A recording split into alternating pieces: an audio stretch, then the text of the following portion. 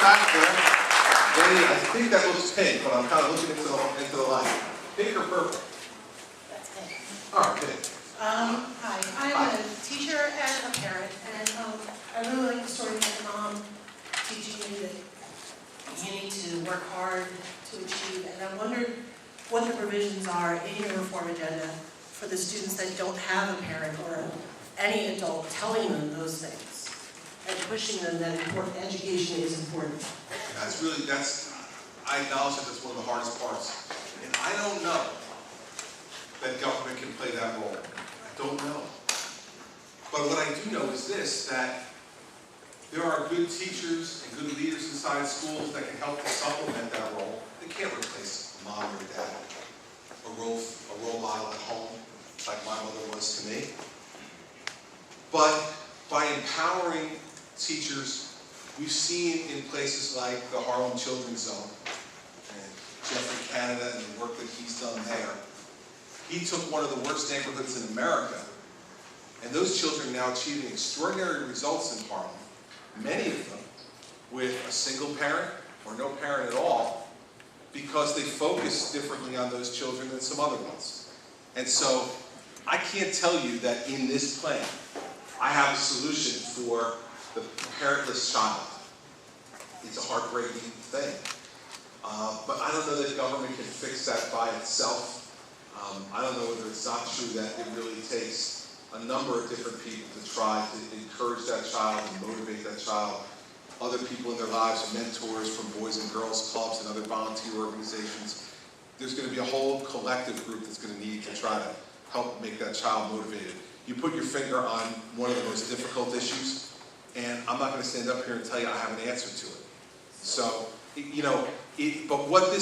it doesn't diminish this, okay? It doesn't diminish the fact that teachers need to be judged based upon the achievement of their kids.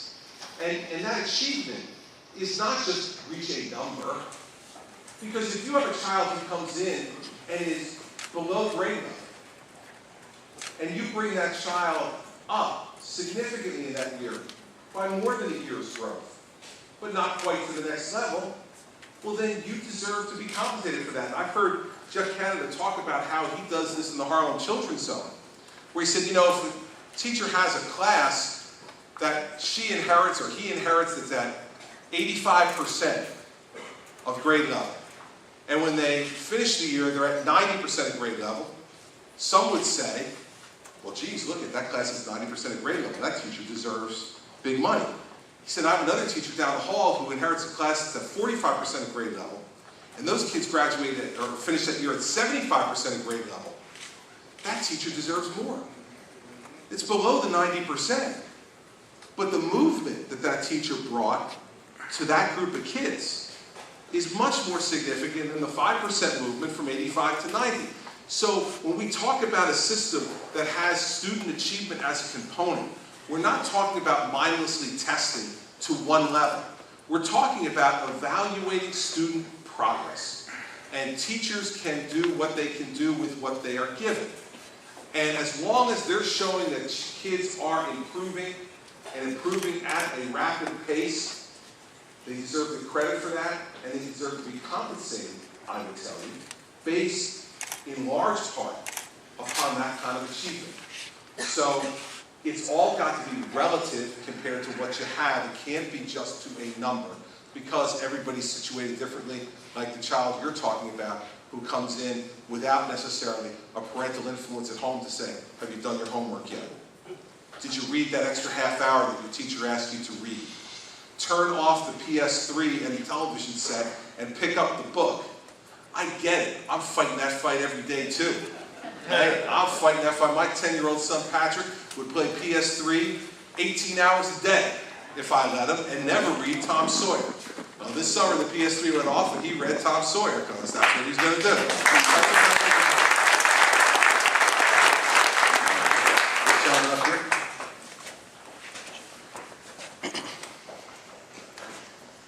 Yes, my name's Greg Heath from Spotswood, New Jersey. I'd just like to applaud the work that you've already done and the work that you plan on doing. I have one question, kind of off the subject of the state of New Jersey, but something that affects me as a senior citizen and the rest of us. that disturbed me, and that is the federal government has taken away the what they call COLA, cost of living adjustment for the Social Security people, and then turned around and give themselves a raise. I'd like to know your opinion on that type of policy. Yeah, well, listen, if you're going to get rid of COLAs, you got to get rid of COLAs. If the premise is that we can't afford COLAs out of the federal budget because we're in such deficit, which is a position that, you know, I understand, then federal employees shouldn't be getting COLAs either. I mean, so I think, again, this goes back to the concept I've been talking about all along as it applies to New Jersey. There has to be shared sacrifice. There can't be just one group being sheltered from the ravages of recession and have that shelter paid for by the very people who are being ravaged by the recession the most. So I understand you're upset about that, and I agree with you.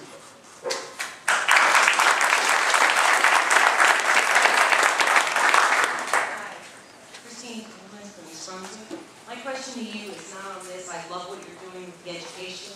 I was here last year before you were a nominee, and actually that was one of my questions for you. And you answered it, and I voted for you. Thank you. My question is actually on the RGGI. Is there any way, I know you guys hands full with the education system here, but have you thought about trying to get us out of what Corzine signed us into? Well, listen.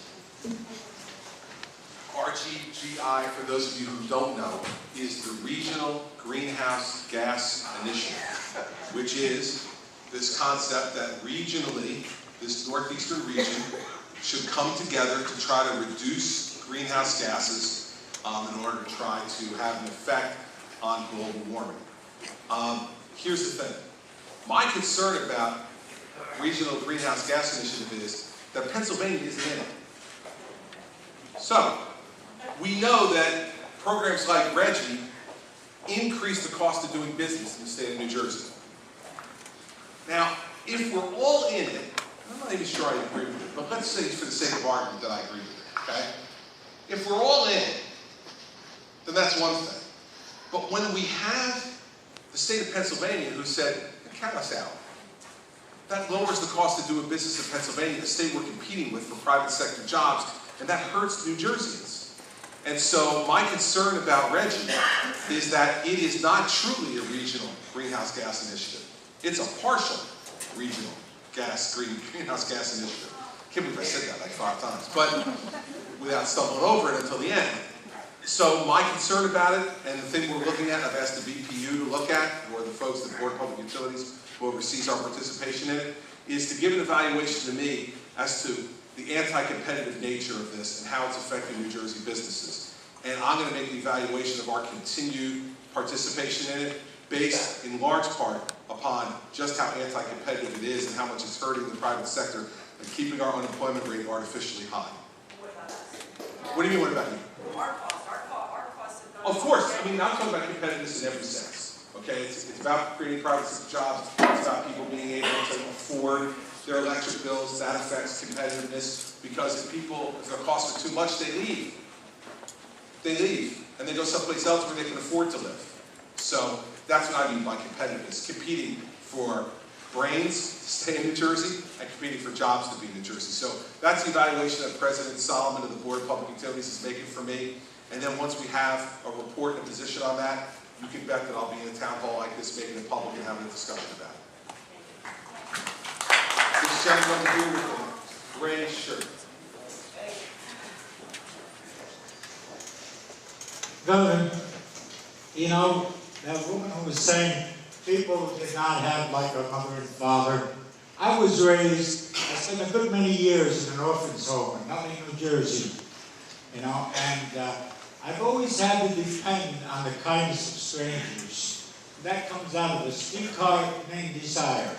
And I had a very dear friend who always told me, associate with the best and you'll be considered one of the best.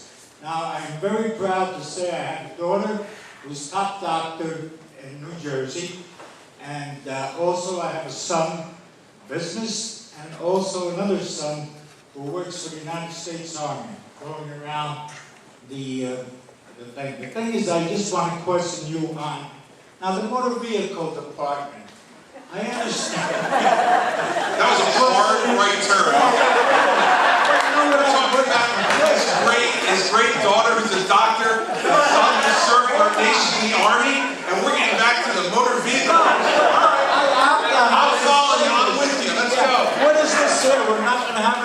exam, state exam with the, checking of the tires? Yeah, we're not. We're not going to check the tires. We're not going to check the brakes. We're not going to check your tail lights. We're not going to check your wipers. We're not going to check that anymore. You want to know why? Because every study that's been done shows that it does nothing, zero, to increase safety on the roadways. Nothing. And every state that has studied it, including our state, has come forward with the conclusion that when you compare the states who have those inspections with the states who don't, that there is no increase in the safety on the highways based upon those examinations. And so, when I was looking at the budget and I saw how much it cost the state to conduct those vehicle inspections and how much it cost you in terms of increased costs of your taxes to do those, I said, you know what? If we're not saving lives, then why are we spending the money? And in that budget, when I had to find $11 billion to cut, I got to tell you something. Every dollar needed to be justified. And so it was a fact-based determination by me in comparing all the other states, and the legislature bought onto it and voted for its elimination, because now I think it's 40 states now that don't do any further, those type of physical inspections of vehicles. So that's why we stopped doing it. Well, I just hope the policeman can stop us to see if somebody doesn't have any brakes or doesn't have any lights, and actually, to enforce that law, because we're going to have a lot of people who are not even going to bother to get their brakes examined. Well, let me tell you this, I'll be riding on a prayer. Well, listen, but in 40 other states that we examined, it did not increase safety on the highways one bit. And for those guys and women who don't have their brake lights, I suspect that there will be good police officers across the state of New Jersey who will pull those folks over and suggest to them that they'd rather get them fixed than pay a fine.